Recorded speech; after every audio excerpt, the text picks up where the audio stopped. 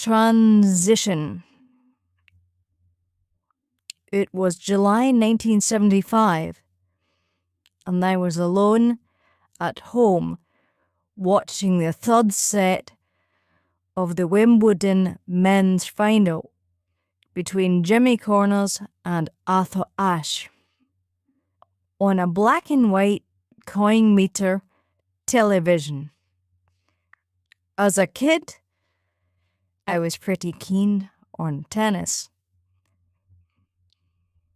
Connors hadn't made any impression on the game. He had lost the first two sets, 6-1 and 6-1.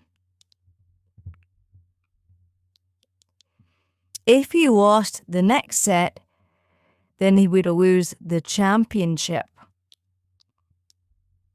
However, he did manage to win the third set, 7-5. Game on. And then the TV comped out. What to do?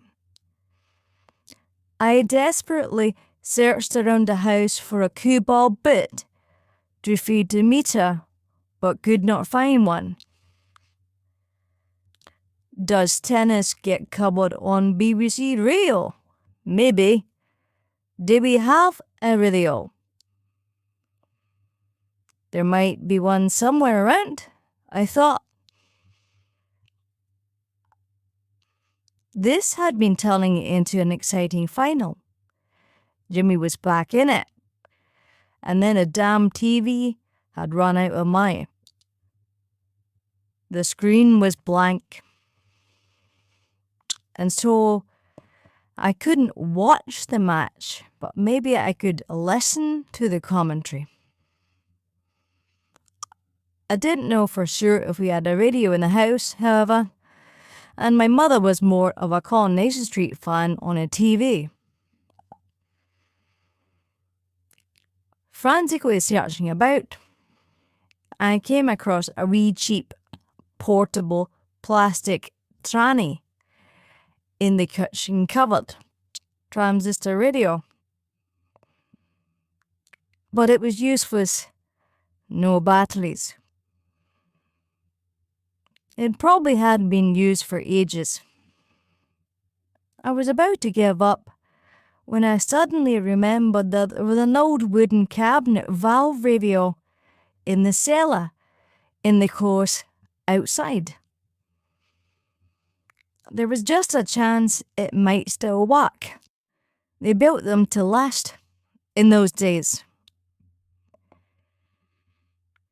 I hurried down to the cellar, and sure enough, there it was, dusty and worn out and very old looking. I lugged it up the stairs.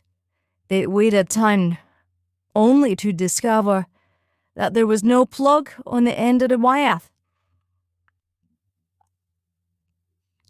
Undeterred, I bared back the insulation of the copper wires with a pair of nail scissors and then put the live and neutral straight into the socket without any plug. To my surprise, the big radio actually worked.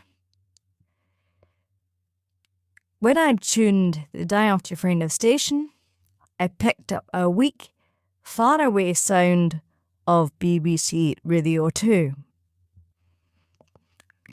I could hear a crowd cheering and a broadcaster announcing that Arthur Ashe had just won the match in the fourth set.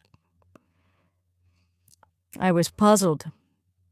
It hadn't taken me much more than 10 minutes to get the radio working, so how could they have played another whole set?